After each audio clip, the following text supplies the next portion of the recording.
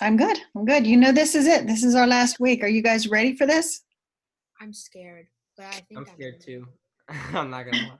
I'm really scared. Like I just don't know what to expect. Like I'm doing all the worksheets and I'm like looking things up online and like You know what, though? I would have to say nobody knows what to expect. We're all in the same boat. I've done the best I can to pass information on to you as I got it. We've done practice tests from the experts who think this is what they'll be asking us.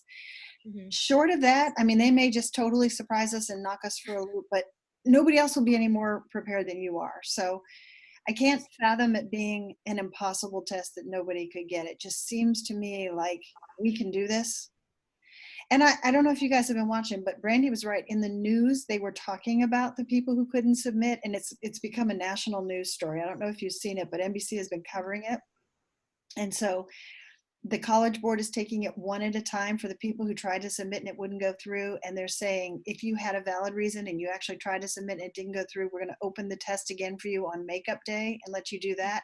And some people, from this point forward, not from the people who it affected last week, but from this week forward, if you have a problem submitting, there's going to be a last minute email submit that they're going to give you. So there's all this new stuff that just came out from all the lessons learned last week. So since yours is the very last day of the regular testing, hopefully they'll work all the bugs out by then. So it won't be a tech issue. It'll just be, do you know the stuff or not? yeah.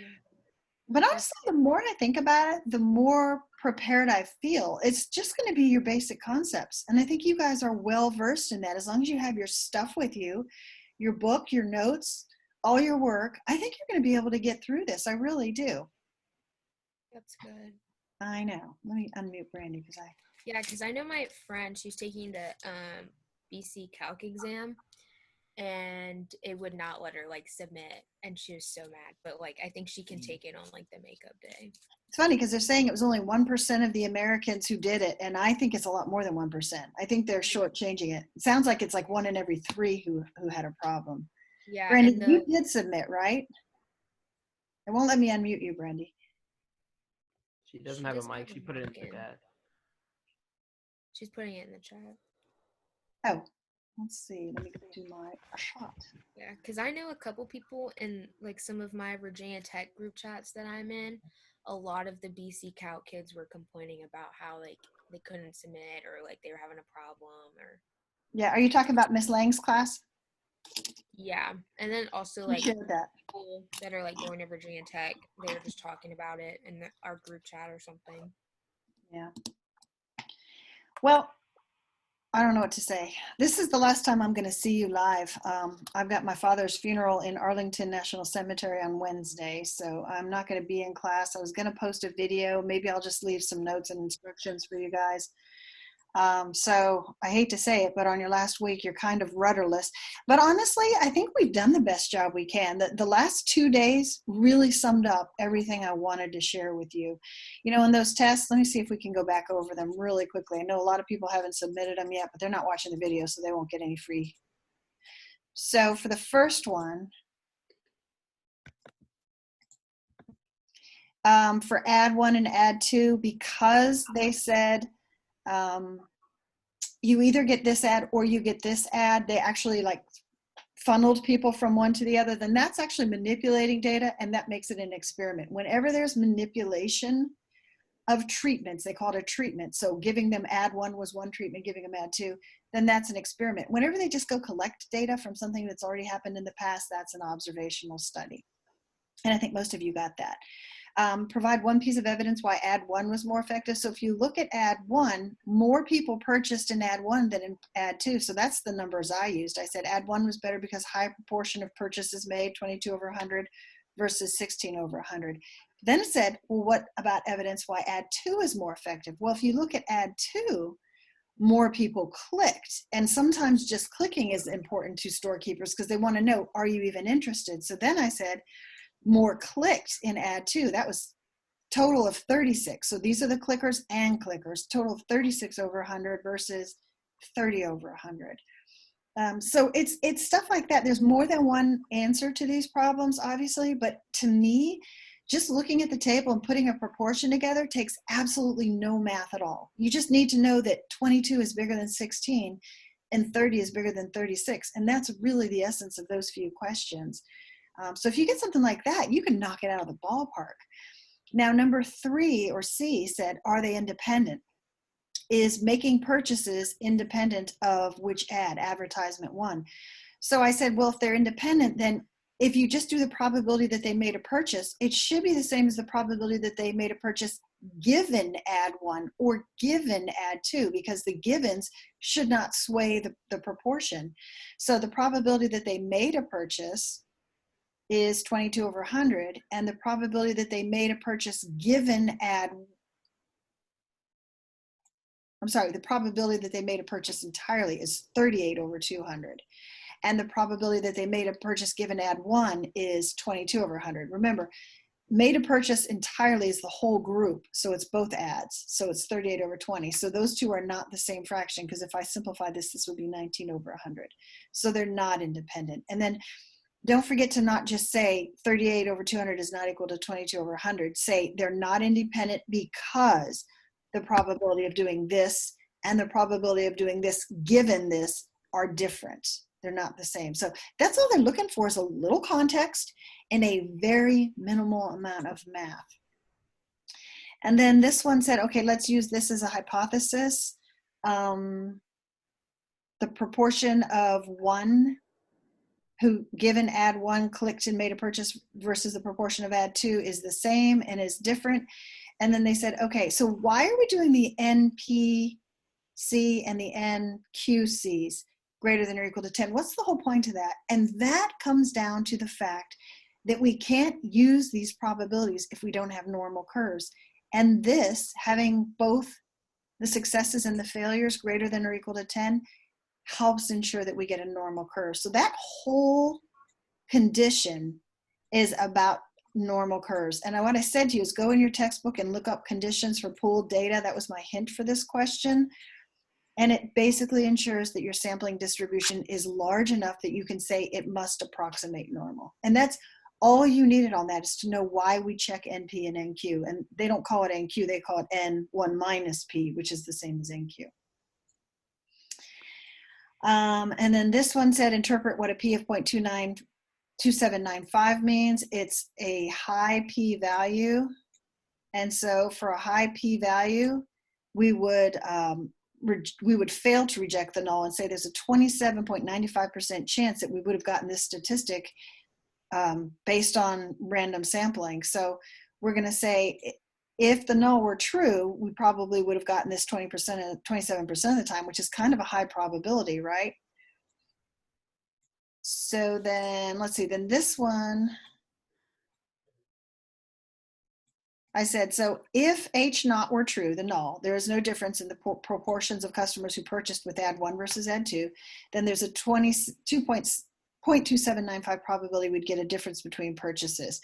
Because the p-value is high, it's greater than what we call an alpha level of 0.05. There's not enough evidence that there's a difference in those proportions. So they're looking for context.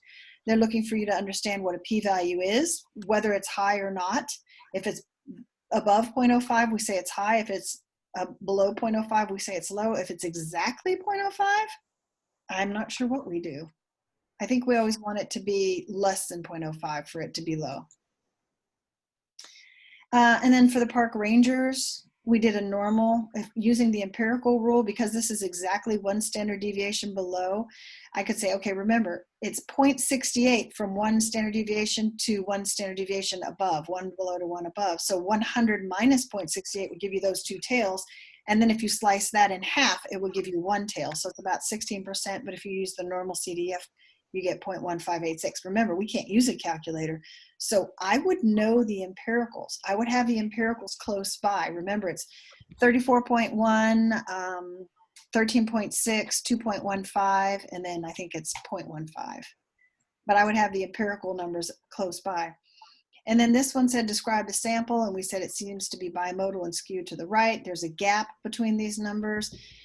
Outliers, no, doesn't appear to be. Center, since it's skewed, use the median, which is at about here, and the spread goes from about 375 to 1025. And what does this confidence interval mean? It means that the aspen trees in diameter range from about, we're 95% confident that they're about 5.6 to 7.0 inches in diameter. And the middle number would have to be they call it the point estimate. The point estimate is the p hat. So whatever you get when you add the two and divide in half gives you your p hat. And then from this up or from this down will give you your margin of error. Okay. And then since the 95% confidence interval has values that are all below 8 inches, it does appear there's convincing evidence at the 0.05 significance level that the trees are less than 8 inches in diameter. And we say this is the significance level based on a 95% confidence interval. And then it just said, okay, so if there was an equal number of trees above and below a certain elevation, and we found out that most of the trees were taken at the high elevation where the winds might break them, we would say, okay, a better random sample would be, let's make sure we take an equal number of trees from the high elevation and the low elevation so we can see what the real average would be. They took too many from where the trees don't grow as well, so that kind of skews the average. So that was all just like thoughtful, what makes sense here kind of stuff. And I don't think that anybody really struggled with that. And I think that's the easiest kind of stuff you could possibly be asked to do on a test, because they're giving you what the confidence levels and the p-values are. So that takes most of the work out of our hands, and we just need to be able to talk intelligently about what those mean. Okay, so let's get to day 11. Let me go straight to this one. We're going to do a Franklin Township. So this is actually an old question. It's the 2011 problem 2. And they've modified it. So what they did is they said, if you're female or male and you live in Franklin Township, these are the number who joined Party W, Party X, and Party Y. So it could be Democrat, Republican, and Independent, but I couldn't tell you which is which, right? So they want to know, is this study observational? Is this an observational study or an experiment? So what would you say if they just went and read all the party registrations for 500 people in Franklin Township? What would you say it would be? Observational. Right, they haven't treated anything. They haven't like skewed them one way or skewed them another way or told them, here's what you get to look at. They just said, hey, how do you affiliate with party? One piece of evidence why one party is more popular among females. Okay, you could choose either X or Y. Well, you could choose Y because there's more people in the female group, 120 over 300, than there are in the male group, 48 over 200. So I would say maybe Party Y tends to be favored more by females. And then provide evidence why one party is more popular among males. And I would say, okay, so this is 124 over 200, and this is only 120 over 300. So this is a higher proportion for males. So Party X probably is favored more by males. And then it says one voter is selected at random. Are Party X and female independent? Okay, so you're going to say, is the probability that you choose Party X the same as the probability that you choose Party X given you're female? And if those two probabilities are the same, then you would say, yes, they're independent. And then there's a hypothesis test that the probability of female equals male and the probability of female is not equal male for Party Y. So we're only looking at Party Y here. And they want to say, okay, make sure your conditions for inference are met. So don't forget to do your 4 conditions. That's random independent, the 10%, and the NP and the NQ, or large enough sample. You could say large enough sample. And then what if this is your p-value? What does that mean in the context of the study? So you say, because of our p-value is high or low based on an alpha of, and you provide the alpha, there is insufficient evidence or enough evidence to conclude that, and then restate the null hypothesis. Restate this, don't just say in equation form, actually tell me what this means. And then it says, based on the p-value, what conclusion would you make about voter affiliation in Party Y? So that one is all you guys have. It's just these 7 things. And I think you can knock that out of the ballpark in about 10, 20 minutes. Oh, sorry, I want to go back. And then they said, okay, so this is what the proportions are by male and female. Do you remember we did stacked bar charts? This one's on its side. We used to send them straight up and down, but this is a stacked bar chart. So just looking, it looks like X and Y are about the same, and W is a lot smaller for the females. And X is way bigger than the other 2 for the males, right? But if Lawrence Township, this is a different city, said the proportions who are registered for W, X, and Y are the same, but they are independent of gender, how would their bar charts look? So this is a really interesting question. If they're independent of gender, then the W line for both male and female should go right down the same axis. And the X line should also. So what you want to do is go back and say, well, that would be the total of the W's. That would be 88 over 500 proportionally, because we're assuming that it's split equally among male and females. And then the party X percent would be 244 over 500, and the party Y percent would be 168 over 500. So really, they're just looking for the bars to match up and be in the correct proportions for the total of the male and the female. So that one's not hard at all, just something to think about. It's a stacked bar chart. That kind of brings a little more data into it than we've been doing. We've been doing a lot of inference, but the stacked bar charts are actually data. All right. I watched this 1 hour seminar, and sometimes they go on way too long, but they basically said, here's your top 10 tips. And I thought, well, let me just take notes. If you want to watch it, I will post this link. It's really small to see, but I will post this link and you can watch the hour, or you can just take my word for it. This is what they told us to do. Your number one tip is talk the talk. Please use the right vocabulary, or you will get a mandatory deduction. So if you say the population when you mean the proportion, they're going to take points off mandatory for not saying the right thing. Don't use the word confounding, biased, or skewed instead of saying when you mean to say bad, or if you're saying bad, don't say confounding, biased, or skewed. Don't remember to use blocking for experiments, like for blocked dogs, or stratified for sampling, like we took some freshmen, some sophomores, some juniors, some seniors proportionally. Don't say it's normal. Don't say the curve is normal. Say it's approximately normal. They're really looking for this word because almost no data in the real world is perfectly normal. It's usually approximately. Don't forget to use right notations, p hat, p naught, mu, x bar, standard deviation, standard error. Make sure you're using the right notation for the right formula. Always, always, always use context. Don't say the distribution of data. So the distribution of asymmetry diameters, or the distribution of male heights, or the distribution of GPAs, but don't just say data, okay? Because they're gonna say, hey, you're not telling me what the problem is about. Don't say good in place of the word accurate. Don't say accurate in place of the word good. Independent has to be used in context. Like independence is one thing in government. Independence is an entirely different thing in statistics. So remember, independent means one of them is unreliant on the other. Please go back and learn all of your vocab so you don't use anything wrong. Or look it up in the index if you're in a pinch. Make sure your workspace is ready. Have all your formula sheets, your tables, your paper, your pencil out. Make sure your calculator is nearby. Study in the same room that you take the exam. So don't choose a room you've never been in to suddenly take the exam in. Like, I'm going to go to my closet because it's perfectly quiet in there. If you've never worked in your closet, don't go to your closet. That's all they're saying is be in a familiar place where it feels right to you. Manage your time. Don't forget, question 1, you get 25 minutes. And question 2, you get 15 minutes. And I think there's like, I forget what it said, like 7 or 6 on question 1 and 5 on question 2. So you really have to move a little quicker on the question 2 since you're 10 minutes shy. Don't spend too much time on any one part. Like if you're on question 1C and you've been there for 10 minutes, it is time to move on. They will take something, and you can even leave one thing off and still get a perfect 5, but don't spend too much time on any one part.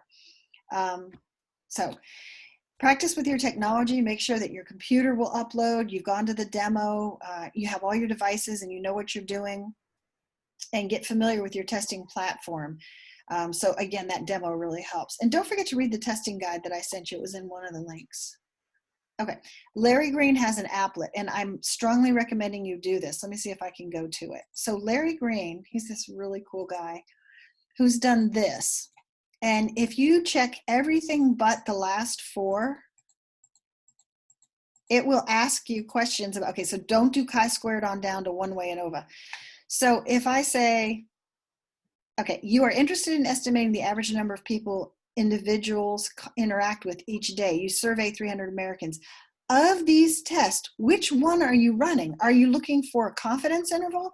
Well, it's not saying yes or no. Yes or no is a hypothesis test. Does this happen or does it not? So if you're counting or you're looking for some estimate, you're looking for a confidence interval. Now, would that confidence interval, if you're talking about the average number of people we interact with, would that be for a mean or proportion? Sounds like a mean because it's the number of people. And then it says, nice work. And if you don't do it right, it'll let you keep guessing and then you can hit next question. This is probably one of the most powerful tools because just knowing what tests to take is a great thing to do. Okay, remember if you, I just shut down. Naked answer means no credit. So if you don't put anything, you're gonna get 0 on that. So please do something. And also a naked answer is like if you give a proportion is 10 out of 32 and you don't say what that means. That's a naked answer. That's just the number 10 out of 32. Focus on statistical thinking. Go beyond a fill-in-the-blank interpretation and try and think, why are they asking this? Practice your concepts and skills and your definitions. Think about why and how things work. They're especially talking about why we use the conditions. Like the NP and the NQ are to see if we have a large enough sample to say it's nearly normal. And don't worry about your calculator techniques at all this year. They're not going to ask you anything calculator related. Don't write too much. So make sure you answer the question and then you stop. Because what they say is if you try and answer it twice and one of the answers is wrong, they go with the weaker answer. They say, well, they didn't know what they were doing. They were hedging their bets. So let's grade them on the weaker answer. So stop after you've answered it once and make sure your answer makes sense. Don't interpret the p-value or the confidence level unless you're asked to, and don't argue with the question writer. So one of the guys said, sometimes on an exam it'll say the conditions were met, and then the students will say in the body, we don't know for sure that the conditions are met. Do not question the authority. If they say the conditions are met, accept that the conditions are met and don't work harder on that. Read the question, answer the question. So make sure that you're answering the question they ask. Remember, if you're asking about data, you do SOX, shape, outlier, center, spread. If you're asked to compare distributions, you use your vocab like one is greater than, one is less than. Explain or justify and choose between one or two options. Say, I choose option X because. And then these are some of the hints, the websites that I have found were really, really helpful. So I'll put links up for all these if you want. So then after they did all these hints, there was a question from the participants, and one of them said, what would you prefer we do? They know you can type, and sometimes it's easier to type your words out in a paragraph form than write them. But what they're saying is whatever you've done all year long in stats is what you should do in this exam. So if you have never typed your work for me, probably not typing this exam is your best bet. Probably writing it with pencil and paper and taking a photo. They want you to be in the most familiar setting you're in. And once you start typing, then you start worrying about keyboard notation and symbols and stuff. So they highly recommend, especially for math, that you go ahead and write it, photograph it, upload it, okay? Now, that's not to say that's the only way you can do it. They're saying this is what I would do if I were you. Okay, here's the Larry Green side. I've already taken you to that. And then the StatsMedic YouTube videos are great. The exit tickets are coming within 2 days of the exam. Has anybody gotten their exit ticket? I'm not their e-ticket. Have you gotten your e-tickets yet? Okay, I don't think they'll come until Wednesday, earliest. This is what it looks like. Make sure you check it out, right? You can go on to, I think, to the site and see, and it'll tell you, it'll give you a countdown of when the test starts. So make sure you get your e-ticket and you don't accidentally get rid of it. That's all I have. So really all you have is the Franklin Township and a whole bunch of links to look at to keep you busy throughout the week. So I may not even post a video for you on Wednesday because I can't think of anything else I want to give you. I don't want to assign any more work 2 days before it. So try and get your Franklin Township in to me by the 22nd. I'm not giving you till Sunday night because it makes no sense to take it after you've done your exam. So I do want this by Friday, and this is Monday, so you have 5 days to do it in. And I think, now that I think about it, the only thing I might post on Wednesday is some extra or something I find that might be helpful. But other than that, I don't think I'll assign you anything else between now and Friday. So is everybody good? Okay. And you guys Oh, know, I'm sorry, I, Jake. I have a question, and it's a little stupid. All right, because I guess I've been kind of out of the loop and haven't been paying too much attention. So the exam is only those 2 questions, or is there a multiple choice portion, or that's just it? No multiple choices. It is 2 free Okay. response questions, and there'll be multiple parts. Like question 1 will probably have 5, 6 parts, and question 2 will have 4 or 5 parts. But there's only those 2 free responses. And what's going to happen is you submit your first one, and then you have to wait for the 25-minute time limit to expire before the second one will pop up. And then you'll submit the second one. And you have like a 5-minute window to submit it in. So once you see your timer turn red, it'll go from black numbers to red numbers. That's a warning. You're in the low time period. You want to start looking to upload. But they said, if you hit submit and it's still uploading, as long as you hit the submit button within that red window, you're going to get your credit for your answers. If you don't hit submit before the numbers count down to 0, then you won't get credit. But they said as long as it's in the process of submitting, they have recorded that you hit submit, and they won't take away credit if it takes longer than the 5-minute window to upload, because some people have really weak internet. So that's all I know.